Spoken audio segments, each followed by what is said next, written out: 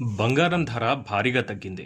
రోజురోజుకు పెరుగుతూ వస్తున్న ఈ బంగారం ధర ఇప్పుడు ఇంత తగ్గడానికి కారణం అంతర్జాతీయ మార్కెట్ అని మార్కెట్ నిపుణులు చెప్తున్నారు. అయితే బంగారం ధర ఒక్క సంవత్సరంలో భారీగా పెరిగింది. కేవలం ఒక్క సంవత్సరంలో ఏకంగా 19,000 రూపాయలు పెరిగింది.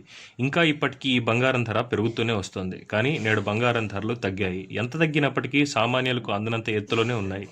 నేడు ఆదివారం హైదరాబాద్ మార్కెట్లో బంగారం, వెండి ధరలు ఇలా కొనసాగుతున్నాయి. 10 గ్రాముల 24 క్యారెట్ల బంగారం ధర 120 రూపాయల తగ్గుదలతో 50,840 రూపాయలకు చేరింది. ఇంకా అలాగే 10 గ్రాముల 22 క్యారెట్ల బంగారం ధర కూడా 130 రూపాయల తగ్గుదలతో 46,230 రూపాయలకు చేరింది.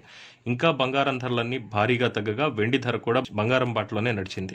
దీంతో నేడు కేజీ వెండి ధర ఏకంగా 500 రూపాయల తగ్గుదలతో 48,000 రూపాయలకు చేరింది. ఇలా నేడు బంగారం, వెండి ధరలు భారీ తగ్గుదలతో కొనసాగుతున్నాయి.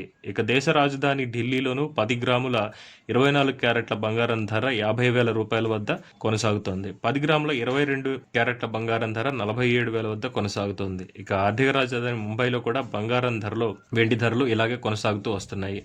మరి బంగారం ధరలు సామాన్యులకు అందే రేంజ్ ఎప్పటికి వస్తాయనేది మార్కెట్లో వేచి చూడాల్సిందే.